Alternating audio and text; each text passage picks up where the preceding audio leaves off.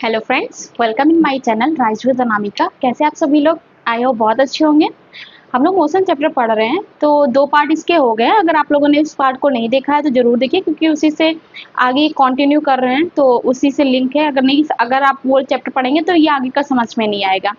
आज हम लोग पार्ट 3 स्टार्ट करेंगे और आज यहीं पे ये चैप्टर कंप्लीट हो जाएगा। तो इसमें हम लोगों ने अभी तक जितना भी पढ़ा, तो उसके आगे कंटिन्यू जो आज हम लोग को ग्राफ रिप्रेजेंटेशन पढ़ना है, और ये जो इक्वेशंस हैं, एक्सेलरेशन फार्मूलाज जो है जिसपे न्यूमेरिकल्स लगते हैं, वो आज हम लोग पढ़ेंगे और कुछ चीजें देखेंगे। तो चलिए स्टार्ट करते हैं, अपना चैप्टर कंटिन्यू करते हैं। तो जो हम लोग का ये गैलीलियो इक्वेशन है, Galileo equation for uniform motion acceleration, कि मतलब जो हमारा गैलीलियो इक्वेशन के द्वारा जो ये यूनिफॉर्म एक्सेलरेशन का जो फॉर्मूला है, तो ये इसके थ्रू क्या होता है, न्यूमेरिकल लगते हैं। अब इसमें ये पहला न्यूमेरिकल क्या है, सॉरी, पहला फॉर्मूला क्या है, v equal to U plus A T. दूसरा क्या है, v square equal to U square plus 2as। तीसरा क्या है, s equal to U T plus half A T square. तो ये गैलीलियो के फॉर्मूला है। तो अब ये जिसमें जो ये दिया हुआ है, v हमारा क्या है, v हमारा है फाइनल वेलोसिटी। क्या है, फाइनल वेलोसिटी। ठीक है। अब इसमें u क्या है, u है हमारा इनिशियल वेलोसिटी। a क्या है, a हमारा है एक्सेलरेशन। t क्या है, t हमारा है टाइम। s क्या है, s है डिस्टेंस। ठीक है। अब आपको इतना समझ में आ गया। गैलीलियो इक्वेशन जो 3 इक्वेशन है गैलीलियो की। पहली है v equal to U plus A T. दूसरी है v square equal to U square plus 2as। तीसरी है s equal to U T plus half A T square. जहां पे हमारा v क्या है, फाइनल वेलोसिटी है, जो लोग फाइनल वेलोसिटी जो निकल के आती है। u क्या है, इनिशियल वेलोसिटी है। a क्या है, एक्सेलरेशन है। t क्या है, टाइम हमारा। s क्या है, डिस्टेंस है। तो ये गैलीलियो इक्वेशन है। और एक चीज और है, जब हम लोग न्यूमेरिकल सॉल्व करते हैं तो हम लोग को कन्वर्जन करना पड़ता है किलोमीटर पर आवर को मीटर पर सेकंड में, या मीटर पर सेकंड को किलोमीटर पर आवर में चेंज करना होता है। तो उसके लिए मेन जो सबसे बेसिक चीज होती है, जहां से हम लोग न्यूमेरिकल करना स्टार्ट करते हैं, तो वो जैसे किलोमीटर आवर्स को मीटर पर सेकंड में कन्वर्ट करना है। तो उसको हम लोग क्या करेंगे, जो जो वैल्यू हमें दी हुई होगी किलोमीटर पर आवर की, उसको मीटर पर सेकंड में लाने के लिए 5/80 से क्या करते हैं, मल्टीप्लाई करते हैं, मतलब गुणा करते हैं। ऐसे ही सेम अपोजिट है कि मीटर पर जो सेकंड को किलोमीटर पर आवर में अगर हमें चेंज करना है, तो हम लोग क्या करेंगे, 18/5 से गुणा करेंगे। उसका इसका जस्ट उल्टा हो जाएगा, अपोजिट हो जाएगा। तो ये नोट याद रखिएगा, ये मैथ्स में भी आते हैं। मैथ्स का जो टाइम एंड स्पीड चैप्टर होता है, तो उसमें भी ये चीजें कन्वर्जन आती हैं। और ये हमारा जो फिजिक्स में ये न्यूमेरिकल है, जो इस चैप्टर से रिलेटेड जो भी न्यूमेरिकल आता है, उसमें भी कन्वर्जन करना पड़ता है। कि अगर आप मान लीजिए ऐसे सोल्यूशन तो कर देते हैं, लेकिन अगर आप कन्वर्ट नहीं करेंगे तो आपका आंसर गलत हो जाएगा। तो न्यूमेरिकल को सॉल्व करने के लिए सबसे पहले हम कन्वर्ट करेंगे किलोमीटर पर आवर को मीटर, अगर वो मीटर पर सेकेंड में वैल्यू मांग रहा है तो हम लोग कन्वर्ट करेंगे 5/18 से, जो भी हमारी वैल्यू दी होगी किलोमीटर पर आवर की, उसे मल्टीप्लाई कर देंगे, हमारा वैल्यू क्या होगा, मीटर पर सेकंड में कन्वर्ट हो जाएगा।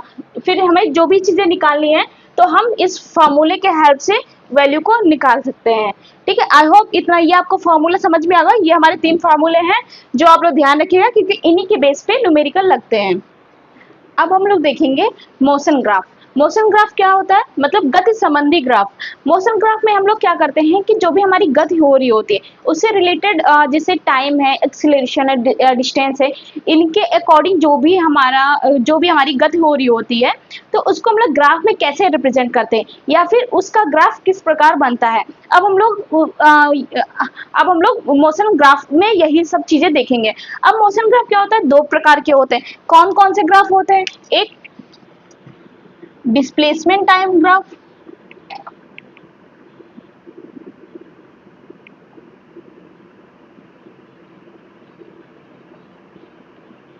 दूसरा दूसरा कौन सा होता है, वेलोसिटी टाइम ग्राफ।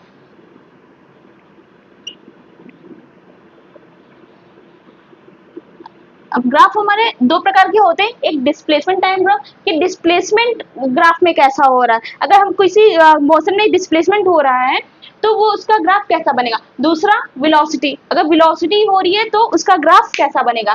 तो ये दो प्रकार के मोशन ग्राफ होते हैं, डिस्प्लेसमेंट टाइम ग्राफ और दूसरा वेलोसिटी टाइम ग्राफ। अभी पहला जो हम लोग देखेंगे डिस्प्लेसमेंट टाइम ग्राफ कि डिस्प्लेसमेंट टाइम ग्राफ क्या होता है।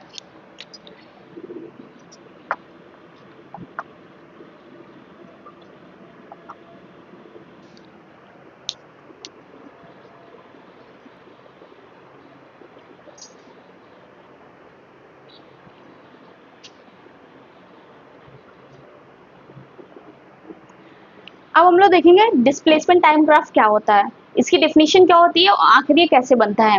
तो डिस्प्लेसमेंट टाइम ग्राफ कि मतलब जो डिस्प्लेसमेंट हो रहा है, तो यदि if an object is moving in a straight line at the same velocity, मतलब उसकी वेलोसिटी सेम है, कहीं चेंज नहीं हो रही है, then the displacement time graph will be a straight line. कि इसका कहने का मतलब ये है कि जब भी कोई बॉडी है वो अपनी सेम वेलोसिटी, मतलब उसकी वेलोसिटी कहीं चेंज नहीं हो रही, उसी वेलोसिटी में कंटिन्यू मूव कर रही है, तो उसका जो डिस्प्लेसमेंट टाइम ग्राफ है वो क्या होगा, स्ट्रेट बनेगा, मतलब सीधा बनेगा। जैसे कि एक एग्जांपल ले लीजिए, जैसे कि मान लो ये एक हमारा ऑब्जेक्ट, एक हमारी बॉडी गति कर रही है, ठीक है। तो अभी हमारा यहाँ पे था, तो ये क्या हुआ, 2 किलोमीटर चली, फिर यहाँ पे 2 किलोमीटर चली, यहाँ पे 2 किलोमीटर, तो इसकी वेलोसिटी क्या है, हर जगह सेम है, कहीं चेंज नहीं हो रही है। ये हमारा टाइम 1 2 3 4 5 6 7, तो ये हमारा टाइम हुआ। ये हमारी वेलोसिटी जो सेम कहीं चेंज नहीं हो रही, यहाँ पे 2 यहाँ पे 2 यहाँ पे 2 यहाँ पे 2 यहाँ पे 2 यहाँ पे 2, हर जगह 2-2 किलोमीटर बराबर चल रही है, वेलोसिटी कहीं नहीं चेंज हो रही है, एक स्ट्रेट लाइन में वो सेम वेलोसिटी के साथ वो गति करती जा रही है, तो इसका डिस्प्लेसमेंट क्या होगा, स्ट्रेट लाइन बनेगा। अब यहाँ पे जैसे 0 से स्टार्ट हुआ, यहाँ पे चली 2 4 6 12, ठीक है। अब ये हमारा क्या हुआ, 2-2 किलोमीटर जब हमारी कवर की, तो पहले 0 से स्टार्ट किया, फिर 2 किलोमीटर कवर हुआ, फिर 2 किलोमीटर और 4 किलोमीटर कवर हुआ, फिर 6 किलोमीटर कवर हुआ, फिर 8, फिर 12, फिर 10, फिर 12, ठीक है। तो ऐसे क्या हुआ, हमारी सेम वेलोसिटी के साथ वो टाइम ट्रेवल कर रहा है, तो उसकी डिस्प्लेसमेंट क्या है, इसलिए इसका डिस्प्लेसमेंट जो है स्ट्रेट लाइन में बनेगा। अब जैसे कि ये ग्राफ देख लीजिए,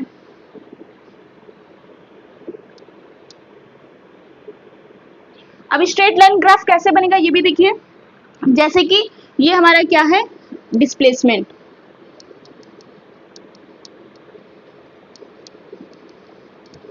ये हमारा टाइम, ठीक है। तो अब वो जब यहां से स्टार्ट हुआ, ये मान लो 1 2 3 4 5, ये हमारा टाइम है। तो अभी क्या हुआ, जैसे चले जब वेलोसिटी सबकी सेम है, तो 2 किलोमीटर चली 1 घंटे में, फिर 2 किलोमीटर चली 1 घंटे में, फिर 2 किलोमीटर चली 1 घंटे में, फिर 2 किलोमीटर चली 1 घंटे में, फिर 2 किलोमीटर चली 1 घंटे में। तो जब ये कंटिन्यू 1-1 घंटा टाइम लगा रही है, तो इसका क्या होगा, तो जो इसका ग्राफ बनेगा, जब ये पॉइंट आप मिलाएंगे तो ये ग्राफ क्या जाएगा, देखो स्ट्रेट जाएगा बिल्कुल। तो इसलिए क्या है कि जो डिस्प्लेसमेंट टाइम ग्राफ है, अगर वेलोसिटी अपनी सेम वेलोसिटी है, कहीं चेंज नहीं हो रही है, तो डिस्प्लेसमेंट जो है वो क्या बनेगा, स्ट्रेट बनेगा। बस यही छोटा सा कॉन्सेप्ट है displacement time graph. I hope आपको डिस्प्लेसमेंट टाइम ग्राफ समझ में आ गया होगा। अब हम लोग देखेंगे velocity time graph. Velocity time graph क्या होता है, तो जो वेलोसिटी टाइम ग्राफ होता है, ये भी दो प्रकार से होते हैं, एक यूनिफॉर्म मोशन में, एक अयूनिफॉर्म एक्सेलरेटेड स्पीड में। तो ये दो प्रकार से इनके ग्राफ बनते हैं, रिप्रेजेंट किया जाता है। तो पहले जो यूनिफॉर्म मोशन होता है वो क्या होता है, if an object is moving the same, its velocity will be fixed और and graph will be parallel to a straight line. इसका मतलब वो ये हुआ कि जब वो कोई ऑब्जेक्ट है, अगर सेम वेलोसिटी उसकी फिक्स है, उसको वेलोसिटी चेंज नहीं हो रही, वेलोसिटी को फिक्स कर दिया जाए और वो सेम मूव किए जा रही है, ऑब्जेक्ट जो है सेम गति किए जा रही है, तो उसका जो ग्राफ क्या होगा, वो स्ट्रेट पैरेलल बनेगा स्ट्रेट लाइन में। जैसे कि यहाँ पे देख लीजिए, ये हमारी वेलोसिटी है, ये मान लो इसका वेलोसिटी फिक्स हो गया है, ये 5 किलोमीटर पर आवर की स्पीड से ये चल रही है, वेलोसिटी फिक्स है, कहीं चेंज नहीं। ये हमारा हो गया टाइम, ये हो गया टाइम। तो ये इसका जो अगर ये कांस्टेंट स्पीड में मतलब चलती जा रही वेलोसिटी फिक्स है, मतलब उसमें कोई चेंजेस नहीं हो रहा, तो इसका ग्राफ क्या बनेगा, पैरेलल बनेगा, मतलब समांतर बनेगा। इसमें कोई चेंज नहीं है, लगातार अपनी उसी स्पीड से चलती जा रही है, चलती जा रही है, इसके अंदर कोई चेंजेस नहीं हुआ है। ये यहाँ से 5 किलोमीटर स्टार्ट की है और अपने उसी इतने घंटों में वो 5 किलोमीटर स्पीड में अपनी वेलोसिटी उसकी फिक्स है, इसी स्पीड में चलती जा रही है। तो इसका ग्राफ क्या होगा, पैरेलल बनेगा, parallel to a straight line, जो भी स्ट्रेट लाइन है उसका पैरेलल बनेगा, समांतर बनेगा। ठीक, अब देखिए यूनिफॉर्म एक्सेलरेटेड स्पीड क्या होता है, इसमें ग्राफ कैसे बनता है, if an object is moving in a straight line, मतलब कोई ऑब्जेक्ट है स्ट्रेट लाइन में मूव कर रही है, जैसे कि हम लोगों ने डिस्प्लेसमेंट में देखा था, विद द सेम एक्सेलरेशन, अपने सेम एक्सेलरेशन में, उसमें क्या था सेम वेलोसिटी में, इसमें क्या है सेम एक्सेलरेशन में, then the velocity time graph, तो जो वेलोसिटी टाइम ग्राफ बनेगा will be also become straight line. तो जो हमारा वेलोसिटी टाइम ग्राफ बनेगा वो भी हमारा क्या बनेगा, स्ट्रेट लाइन में बनेगा। कि जब कोई ऑब्जेक्ट जो है स्ट्रेट लाइन में मूव कर रही है, जो अपने सेम समान एक्सीलरेशन में, समान त्वरण में, then the velocity time graph will be also become a straight line. तो हमारा जो वेलोसिटी टाइम ग्राफ होगा वो भी हमारा क्या बनेगा, स्ट्रेट लाइन में बनेगा। तो ये ग्राफ है हमारा, जैसे वेलोसिटी एक्सीलरेशन, तो वो सेम स्पीड में चल रहा है, तो हमारा ग्राफ क्या होगा, स्ट्रेट लाइन में बनेगा। जैसे आप लोगों ने डिस्प्लेसमेंट में देखा है, डिस्प्लेसमेंट का जो ग्राफ बना हुआ सेम कॉन्सेप्ट है, वहां पे वेलोसिटी सेम थी, यहाँ पे एक्सेलरेशन सेम है। तो ये मोशन ग्राफ आपको आई होप इतना समझ में आ गया होगा। गति संबंधी ग्राफ क्या होता है, इसमें दो चीजें मैंने बताई कि डिस्प्लेसमेंट टाइम ग्राफ और velocity time graph. Velocity time graph जो है दो पार्ट इसके भी हैं, यूनिफॉर्म मोशन और अयूनिफॉर्म एक्सेलरेशन मोशन। तो इसमें जो है यूनिफॉर्म मोशन में ग्राफ कैसा बनता है, यूनिफॉर्म मोशन में ग्राफ पैरेलल बनता है, यूनिफॉर्म एक्सेलरेटेड ग्राफ, इसमें ग्राफ कैसा बनता है, इसमें ग्राफ स्ट्रेट बनता है, और डिस्प्लेसमेंट में आपका ग्राफ कैसा बनता है, इसमें सेम बनता है, सॉरी स्ट्रेट बनता है। ठीक है, आई होप इतना आपको समझ में आ गया होगा। अब हम लोग पढ़ेंगे law of motion, Newton law of motion. इनके तीन मोशंस हैं। कौन कौन से लॉज होते हैं, एक है Newton first law, Newton first law, second Newton second law, third है न्यूटन थर्ड लॉ। अब इनके तीन लॉ अलग अलग नियम कहते हैं, कि जो इनके तीन नियम हैं वो अलग अलग हैं, अलग अलग नियम कहते हैं। क्या नियम कहते हैं कि जो पहला लॉ है Newton first law, Newton first law ये कहता है कि जब भी कोई बॉडी अगर वो विरामावस्था में, मतलब कि रेस्ट में है, और तो वो रेस्ट में रहेगी। अगर कोई बॉडी गति में है वो गति में ही रहेगी, मतलब मोशन में ही रहेगी। कब तक रहेगी, जब तक उस पर कोई बाहरी बल ना लगाया जाए, मतलब जब तक कोई इस पर एक्सटर्नल बाहर से फोर्स ना लगाया जाए, तब तक वो क्या होगा, अपने पोजीशन पे ही रहेगी। तो न्यूटन फर्स्ट लॉ बस यही कॉन्सेप्ट है कि अगर कोई बॉडी रेस्ट पोजीशन पे है या फिर कोई बॉडी मोशन पोजीशन पे है, वो अपनी पोजीशन में तभी तक रहेगी जब तक उस पर कोई एक्सटर्नल फोर्स ना लगाया जाए। जब हम उस पर कोई एक्सटर्नल फोर्स अप्लाई करेंगे तभी उसमें कोई चेंजेस आएंगे, वरना वो बॉडी क्या है, उसी पोजीशन में रहेगी। तो Newton law of first motion यही है। इसका एग्जांपल एक मान लीजिए, जैसे हमारी बॉल है, बॉल वो तब तक रेस्ट पे रहेगी, मान लो एक जगह पे टेबल पे रखी हुई है, वो तब तक टेबल पे रखी रहेगी जब तक हम उसको हाथ से पुश ना करें, या फिर उसको मतलब जब तक उसको हाथ से पुश ना करें तब तक वो अपनी पोजीशन से हिलेगी नहीं। तो ये क्या हुआ, वो अपने रेस्ट पोजीशन पे है अभी। जब हमने उस पर कोई एक्सटर्नल फोर्स लगाया, मतलब हमने उसको पुश किया, तब जाके वो क्या हुआ, वो बॉल क्या हुई, मोशन में हुई, तब जाके वो गति में हुई, वरना वो रेस्ट पोजीशन में थी। तो बस यही न्यूटन फर्स्ट लॉ का मोशन है। अब हम लोग देखेंगे न्यूटन सेकंड लॉ क्या होता है। न्यूटन सेकंड लॉ समझने वाली चीज है। और एक चीज और, जो हमारा फोर्स का जो फॉर्मूला निकल के आया है वो न्यूटन सेकंड लॉ से ही निकल कर आया है। अभी वो मैं ड्राइव करके बताऊंगी कैसे वो फोर्स का फॉर्मूला निकल के आया, mass into acceleration, force equal to mass into acceleration. ये फॉर्मूला कैसे निकल के आया मैं ड्राइव करके भी बताऊंगी। पहले अब ये देखिए न्यूटन सेकंड लॉ होता क्या, क्या कह रहा है Newton second law, the rate of change of momentum, कि मतलब जब किसी भी मोमेंटम में, अगर संवेग में चेंज हो रहा है किसी बॉडी पे, तो वो उसके डायरेक्टली प्रोपोर्शनल है जो उस बॉडी पे फोर्स लगाया जाए उसकी फोर्स की दिशा में। तो ये हमारा क्या होता है, न्यूटन सेकंड लॉ कहता है कि न्यूटन सेकंड लॉ क्या कहता है कि यदि किसी संवेग में मोमेंटम में चेंज हो रहा है, कि मतलब किसी बॉडी पे अगर संवेग लग रहा है उसमें चेंज हो रहा है, तो जो फोर्स जिस बॉडी पे लगाया जाएगा वो उसके क्या होगा, डायरेक्टली प्रोपोर्शनल होगा, और वो जो फोर्स जिस डायरेक्शन में लगाया जाएगा, तो ये जो फॉर्मूला निकला, force is directly proportional to dp upon dt, मतलब फोर्स किसके डायरेक्टली प्रोपोर्शनल है, p हमारे क्या है मोमेंटम, t हमारे क्या है टाइम, तो ये इसके डायरेक्टली प्रोपोर्शनल है। अब देखो ये फॉर्मूला कैसे ड्राइव होगा, कैसे यहाँ से फोर्स का फॉर्मूला निकल के आया। अब जैसे हमारा F क्या है, directly proportional to dp upon dt। अब हमें ये पता है कि जो dp हमारा क्या है, ये हमारा क्या है, ये हमारा है मोमेंटम, ये क्या है, ये मोमेंटम है, मतलब संवेग,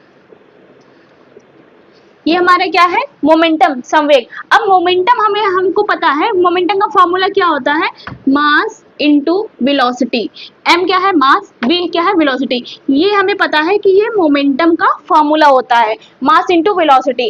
अब हम यहाँ पे क्या कर सकते हैं कि जहाँ पे dp है, जहाँ पे p है, वहां पे हम mv लिख सकते हैं, क्योंकि p हमारे इसके इक्वल है मास इनटू वेलोसिटी के, तो हमारे यहाँ पे क्या हो जाएगा, F is directly proportional to, इसकी जगह पे P की जगह पे ये वैल्यू हम रख सकते हैं क्योंकि ये इसके इक्वल है, तो mv अपॉन डेल्टा t। अब हम लोग क्या करेंगे, जब हम F को क्या करेंगे बाहर निकालेंगे, तो ये हमारा यहाँ पे क्या बचेगा, dv अपॉन dt, इतना बचा। अब एक चीज और देखिए, जो हमें ये लिखा हुआ है dv अपॉन dt, मतलब वेलोसिटी अपॉन टाइम, ये किसका फॉर्मूला होता है, velocity upon time, change in velocity upon time, ये किसका होता है, एक्सेलरेशन का होता है, किसका होता है, एक्सेलरेशन का होता है, change in velocity upon time या वेलोसिटी अपॉन टाइम एक्सेलरेशन का फॉर्मूला होता है। तो यहाँ पे हम a, इसकी जगह पे a लिख सकते हैं, तो F इक्वल टू m तो हमारा है ही, अब इसकी जगह पे dv अपॉन टाइम, हमारा dv अपॉन dt जब हमें पता है ये एक्सेलरेशन होता है, तो यहाँ पे हम इसकी जगह क्या लिख देंगे, एक्सेलरेशन। तो ये हमारा फोर्स का फॉर्मूला निकल के आ गया, mass into acceleration. I hope आपको समझ में आ गया होगा कि फोर्स कैसे, मतलब फोर्स का फार्मूला कहाँ से निकला, तो फोर्स का फार्मूला जो है न्यूटन सेकंड लॉ से निकला है, और इसको मैंने ड्राइव करके आपको दिखा दिया कि कैसे फोर्स का फार्मूला निकल कर आया, कि यहाँ से फोर्स डायरेक्टली प्रोपोर्शनल होता है मोमेंटम अपॉन टाइम के, फिर उसके बाद ये मोमेंटम हमारा होता है मास इंटू वेलोसिटी, फिर हमने ये ड्राइव किया, यहाँ पे ये dv अपॉन dt एक्सेलरेशन होता है। अब एक्सेलरेशन यहाँ पे इसकी वैल्यू पुट की, तो force equal to mass into acceleration, ये हमारी वैल्यू निकल कर आ गई। आई होप आपको इतना समझ में आ गया होगा कि न्यूटन सेकंड लॉ क्या होता है और न्यूटन सेकंड लॉ क्या कहता है।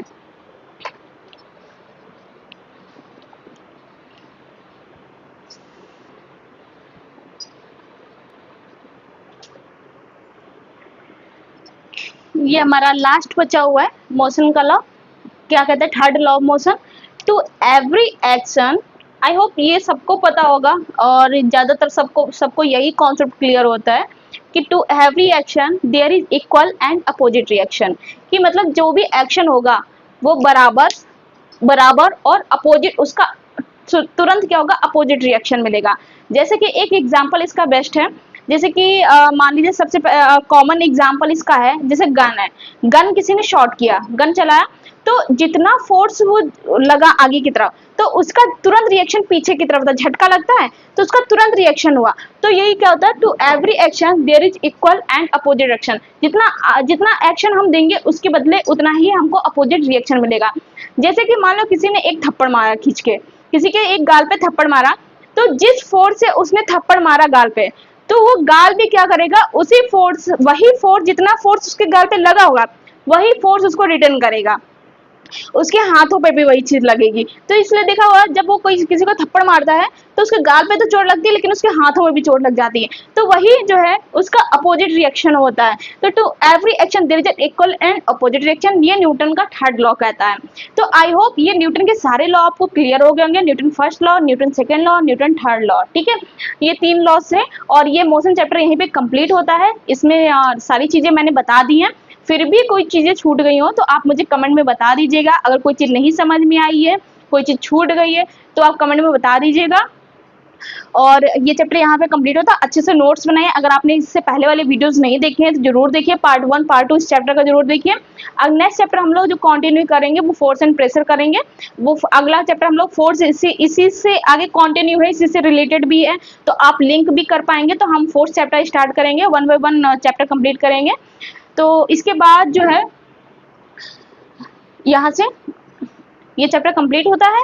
और वीडियो अच्छी लगी हो तो लाइक करिए, कमेंट करिए और ज़्यादा से ज़्यादा शेयर करिए। चैनल को मेरे सब्सक्राइब करिए। Thank you.